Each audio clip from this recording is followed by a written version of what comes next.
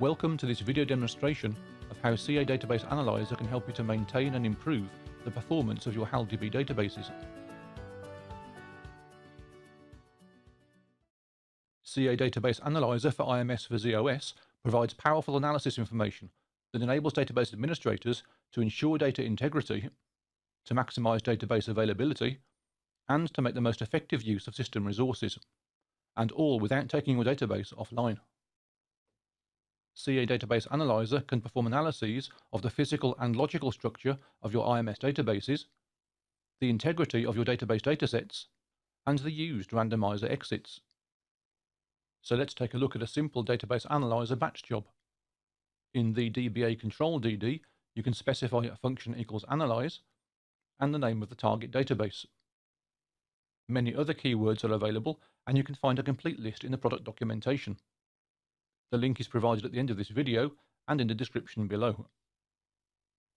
In the output DBA Messages report, we can see that our job ended with return code 4. Now we can discover why this happened. We can see that the control statements were entered correctly and the job was executed. We can also see that the database consists of a main dataset and an index dataset. And here we can see that 501 control interval blocks were read from our primary database dataset, BA1P0020. However, the next message is a warning, which tells us the reason for the return code 4 is a threshold problem. If we now check our DBA error report, we can see a more detailed description of the problem. Warning message DBA0902W informs us that the database has only 3.19% of free blocks remaining. Let's now take a look at the DBA summary report. The first part of the report provides information about the database storage. In the DBD specification, we can see information about the current database type and various parameters such as DBD name, access method, randomizer routine name, record size, and CI size, which determine the database structure. This part of the report provides information about the dataset that contains the database, the volume on which it's located, and other related information such as the record size and CI size, and the number of blocks that the dataset is using. The dataset space information tells us the number of tracks we are using, how many tracks are fully used, and how many free tracks still remain. In the database space information, we can see the amount of space allocated, used, and not used for the dataset or cluster.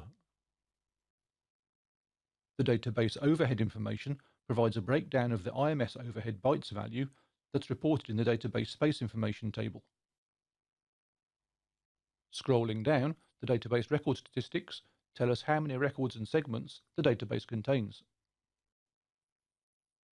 Here we can see that we have 750 records in the database, and every record contains 13 segments, which means there are 9,750 segments in total.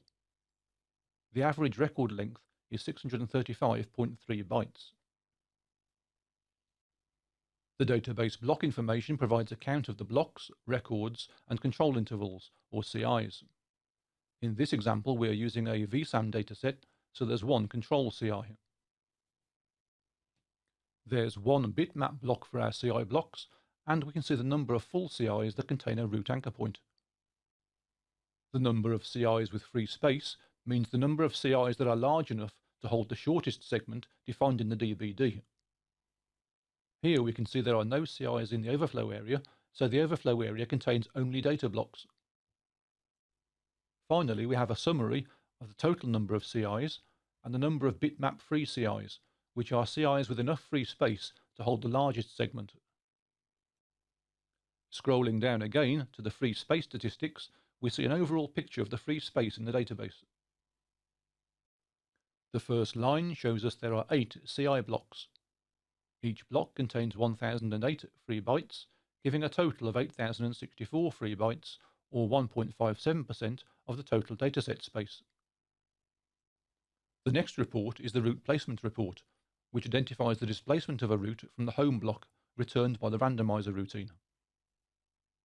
Here we can see the analysis of 750 route segments.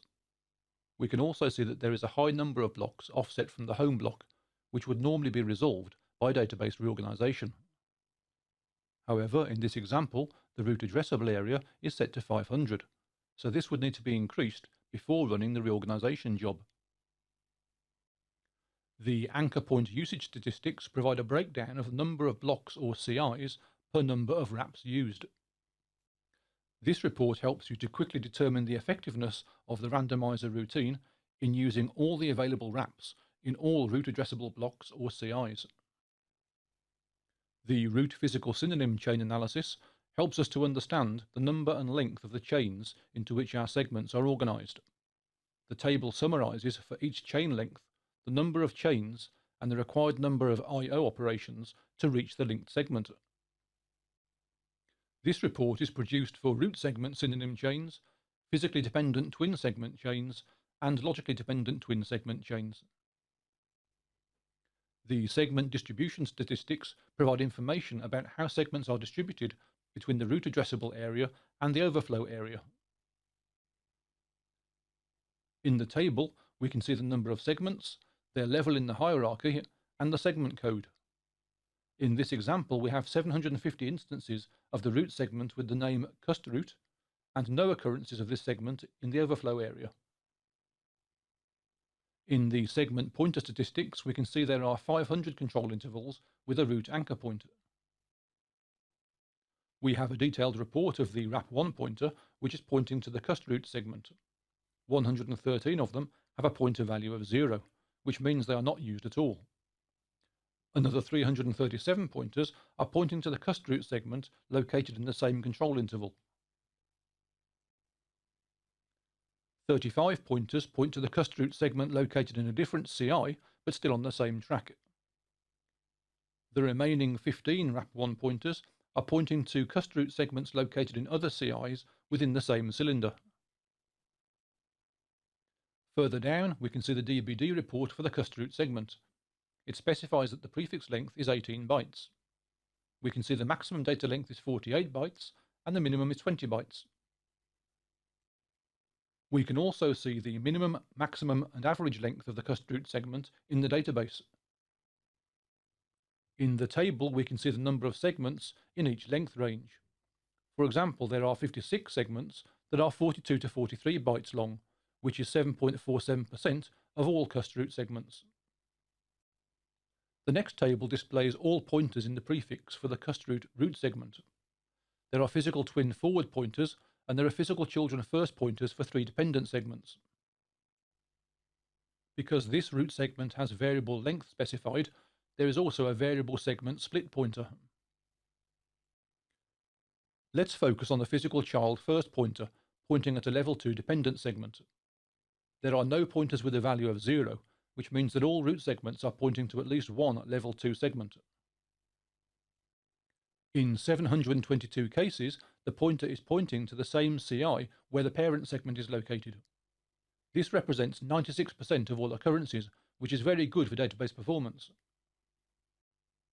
The other 28 pointers are pointing to level 2 segments in a CI located within the same track or cylinder. In the segment frequency statistics, we can easily see the number of occurrences of each segment. Each segment may have a different prefix length and a different data length, but these segments contribute 94,500 prefix bytes and almost 382,000 data bytes in our database. This example shows that when we want to read the custroot segment, on average this requires 0.349 I/O operations. We hope that you found this video demonstration of the DBA summary report useful, and that it will help you to maintain and improve the performance of your HalDB databases. For more detailed information about this product, click the information bubble in the top right corner to load the product page. From there you can access the product documentation and our knowledge base articles. You can also interact with our user communities and explore the CA learning paths. Thank you for watching.